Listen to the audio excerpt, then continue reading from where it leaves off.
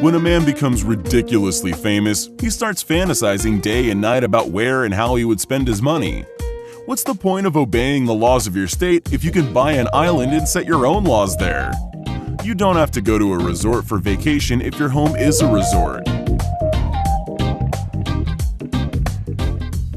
From Jack Sparrow's Pirate Island to Don Corleone's Corner of Paradise, here is an array of the most incredible private islands in the world. Let's start with an island that comes with the world's most beautiful coral reefs. These 45 acres, 1 mile long with milky white sand and azure water are Jack Sparrow's personal edge of the world. The island in the Bahamas costed Johnny Depp $3.6 million. As they say, the Corner of Paradise has several beaches, and each of them is named after somebody important to the actor. There's the Paradis Beach, named after his ex-beloved wife. The beaches Jack and Lily Rose in honor of their children in common. The Heath in honor of Heath Ledger, an actor who impressed him greatly. The wedding ceremony with Amber Heard also took place in this secluded place. But unfortunately, this union did not last long. Jack! Maybe the problem lies within the beach's fancy names, since there was no room for Amber. Unlike Johnny, Shakira has a perfect sense of delicacy. Due to her grasp in business and an incredibly high IQ, she managed to cooperate with 2 other music stars, Pink Floyd guitarist Roger Waters and a pop singer Alejandro Sanz. All of them invested in a private island in the Bahamas. The island, which is 283 hectares big, costed them $16 million. In order to turn this island into a recreational area for creative people, the businessmen have built luxury hotels and villas with view on white sandy beaches and blue water.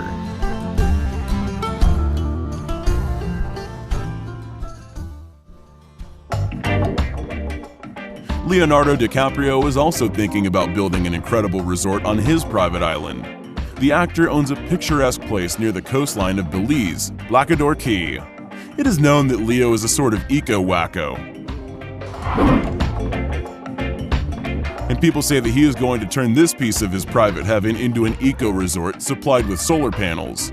By the way, his island just came to the price of $2.5 million, which is not that expensive judging by the current luxury real estate market. Next on the list, we have an island of Michael Schumacher, a famous Formula One driver who won the World Championship 7 times. Mohammed bin Rashid Al Maktoum, Sheikh and the UAE Prime Minister has gifted him an island worth $7 million. It is situated near the artificial archipelago The World, 4 kilometers from the Dubai coastline. It consists of several islands, the shape of which reminds the Earth's continents. Investors can buy any part of the planet here, but Germany is now owned by the famous German racer. But the most remarkable position on our list belongs to David Copperfield. He bought not 1, but 4 islands. The magician lashed out $65 million on them in total.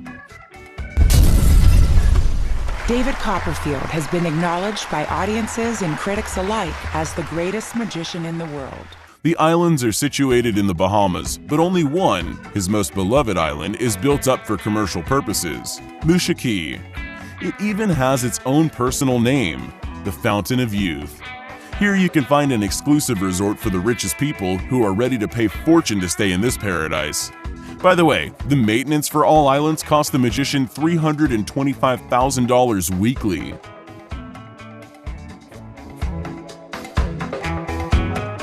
Many years ago during the shooting of the movie Mutiny on the Bounty, legendary Marlon Brando was bowled over by the beauty of the island, the Polynesian lifestyle, and his partner in the movie.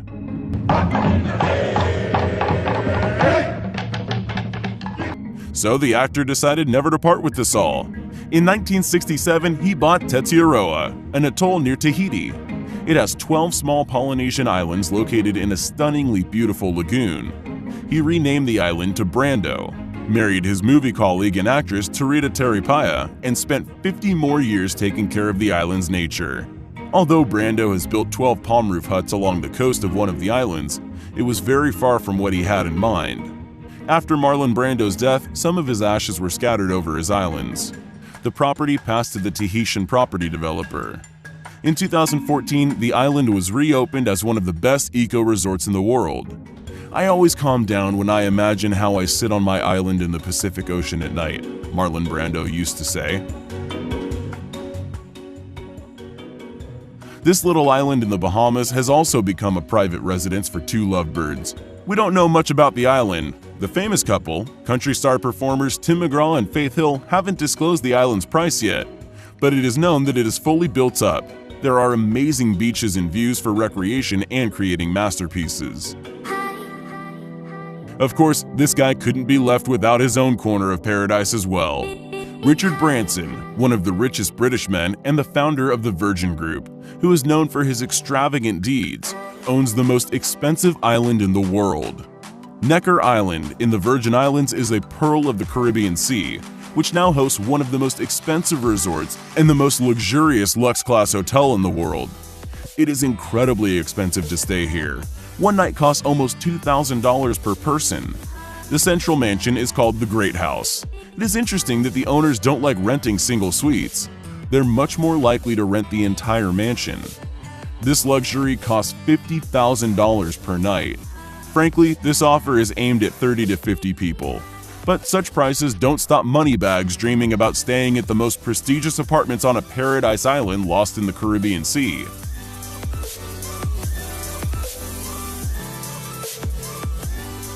There is another person who's building his own paradise on Earth. A billionaire and entrepreneur, founder and former Oracle CEO Larry Ellison. He's built an eco-resort on his private island in Hawaii. Lanai is the sixth largest island in the Hawaiian archipelago. Ellison has owned 98% of this island since June 2012. The remaining 2% belong to the U.S. public domain.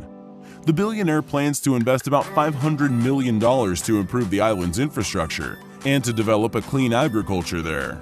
He has already acquired a small airline, Island Air, to provide a stable supply of goods and various cargoes to his island. Of course, it is awesome to set a high-class resort in the Paradise Place, if you have money. But how can you achieve this if you don't have the necessary resources? This is exactly the challenge that an ordinary housewife from Australia decided to overcome. Now she owns a unique island and resort. Melita Kalmundus Hunter followed her husband and went to Cambodia, where after a while she acquired an abandoned island for just $15,000. She turned it into an ultra-class resort. Today, Song Sa Resort offers a unique holiday in a natural environment. The villas, built by the waters of the Gulf of Siam, merge into natural landscapes. The bungalows, built from natural materials, are surrounded by tropical jungles. Nowadays, the Melita's island costs 100 times more. It was a good investment, wasn't it? These were the most interesting private islands in the world. I hope you